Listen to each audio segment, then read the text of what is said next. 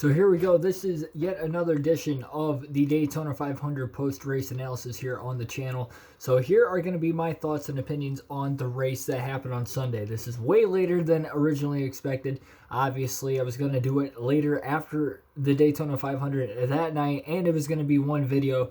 But the unfortunate happenings of what happened at the end of that frightening crash on the final lap of the race, coming to the finish. Really, it shook a lot of not only auto racing fans, world sports fans, anybody who was watching the race live when it had happened. Definitely, it was a frightening moment. It was in the past. Thankfully, a pretty quick and speedy recovery out of Ryan Newman looks like it is happening. He has been declared out this weekend. Ross Chastain's being put in the 6th car. They announced that yesterday as well. Ryan Newman, left the hospital walking under his own power. Not entirely sure exactly what his injuries are, at least right now. I haven't looked at anything within the last couple hours. So unless something has changed during the process of me making this video, I have not seen anything yet. So outside of that, this is going to be my full-length race review during the race. So was the race good or bad? I'm going to start off with saying it was good. I thought it was a good race. Some people could say it was slow during the start of the race, but I thought at the first two stages, although they seemed lackluster at times, it was all right. Stage 1, the only incident happened when William Byron went for a spin through the infield, hit the infield wall down the backstretch, almost entering into turn 3. He got a little help from Ricky Stenhouse Jr. Now, looking at the replay and looking at what happened, and knowing the past history of Ricky Stenhouse, it's easy to say Ricky Stenhouse did that. But before they even showed the replay, it looked like you could say, okay, well, there's Stenhouse again causing another wreck. And I'm like, hold on, let's look at the replay here. Let's see if he actually caused it. I think he did actually cause it. It looked like Byron held his line the entire time. I didn't know if Stenhouse was going to go give him a push or try to jump below him. I don't know what he was trying to do, but he hit right in the left rear corner panel, so it wasn't even a square hit into the back bumper to give him a bump draft. I don't know what Ricky was really intending to do. I don't know. And like William Byron said, 40 laps into the race to be racing like that on their single file, that wasn't a good move by Ricky, especially with the fact that Ricky has Hendrick motor in his car and he spun out a Hendrick driver. That can't be good for Ricky Stenhouse. So that was pretty much all that happened in stage 1. There was a 2-car incident in stage 2 as well. As far as like accidents are considered, you had Reed Sorensen getting into it with Landon Castle, I believe. Third final stage. From the start of the third and final stage, they were 3 wide racing. Even I think they were 4 wide at times. That might have been a little later. But, I mean, very, very hard 3 wide racing. Some close calls here and there, some late blocks, some great runs through the pack, a lot of different leaders, and a lot of different guys who could contend for the win by the end of the race. And how they went so many laps into this race without the big one is mind-boggling. It was really great racing. And even when the big one happened, it was only a matter of time. I mean, the way they were racing that entire time, it would have been a miracle for them to go the entire way without the big one.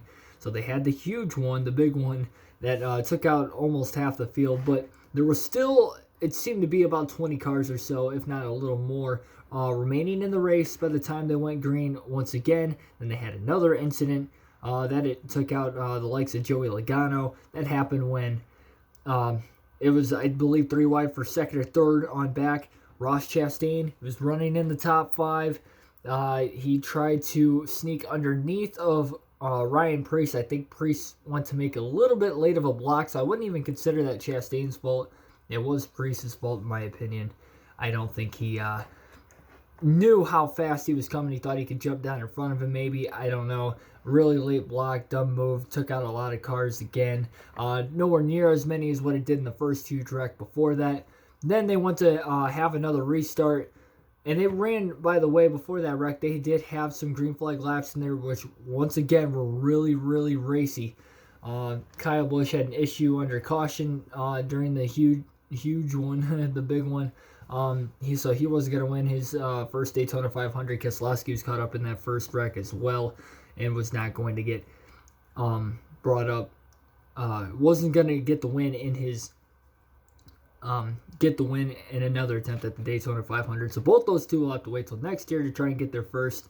And then they went to go for the first overtime restart, and there was a little bit of a tire spin similar to the Clash, but luckily it only took out 2 guys, and it really didn't take them out. They went for a spin through the grass. None of them really dug the splitter in, had a lot of damage, but they had to restart at the rear of the field.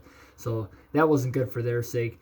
And those 2 drivers were Clint Boyer, and I honestly cannot for the life of me remember who the other driver was. I haven't watched a replay of the race yet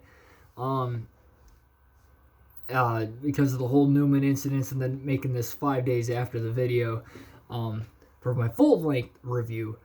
But yeah, so that would be that. They had that little, whatever you want to call it, but they didn't even get back to the start-finish line, regardless of the fact they had a second overtime, and it was a pretty good one at that, as far as the racing is considered.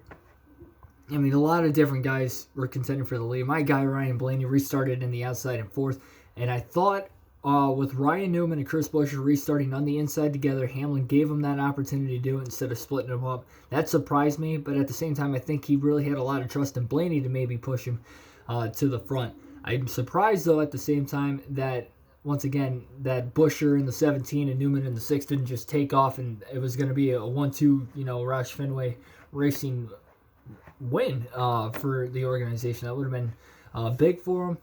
And it came down to the last lap, as it usually does at Daytona. Last lap, Daytona 500, a lot on the line. And once again, we've all seen the finish. I'm sure everybody that is watching this video right now has seen the finish. Don't want to get too into detail of how Newman ended up wrecking, because if you really, again, everybody's seen it. It's a really touchy subject.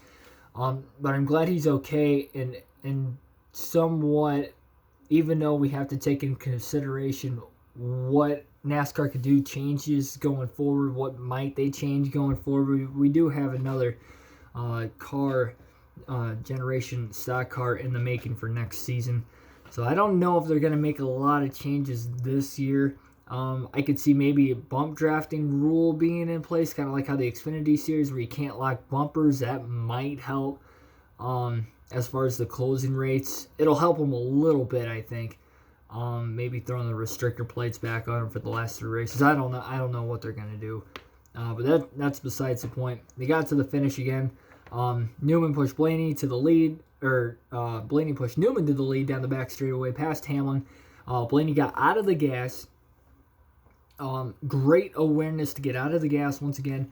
To let Hamlin push him, and then maybe Blaney can make a move and have a lot of head of steam, which he did. Went high, Newman blocked, went low, Newman blocked again, and then he went to push Newman. He said he was going to push him to the win. At that point, it did kind of seem like that, in the sense because he had nowhere to go at that point. Newman had made the block. Hamlin was still committed to pushing the back bumper of Blaney. None of them could have checked up in time. That's when the big scary Ryan Newman accident happened. But then, such a close finish at the line. Again, like I stated in the first video, I didn't focus so much on the wreck when it was happening live, because my guy Ryan Blaney, I was standing off the couch go, go, just yelling at the TV. I couldn't believe it. I thought Blaney won the Daytona 500. Hamlin snuck by him at the last second. Heartbreaking fashion for Blaney in that instant. And Denny Hamlin gets his 3rd Daytona 500 win in the last 5 years. Only other driver to do that is Richard Petty. The only other 2 drivers to win 3 races, Bobby Allison, Richard Petty, to win 3 Daytona 500s. Denny Hamlin, if he wasn't a lock in the Hall of Fame already, he definitely is now. And he was my prediction to win the Daytona 500 on this channel. So I am 1 for 1. I predicted Denny Hamlin to win. He did get the win. And Ryan Blaney, I actually predicted in my preseason prediction video. They finished 1-2 with each other. So either way, I was going to get something correct there out of the 2. So I'm 0 for 1 on the preseason prediction. But the actual race leading up to it, I picked Hamlin because he was looking strong at speed weeks and yada, yada, yada. And the rest is history. So Daytona 500 champion Denny Hamlin, he is now locked into the playoffs. Now let's take a look at how my fantasy team did for the week. And I'll lead that into our predictions video, as always, for Las Vegas. So here it is.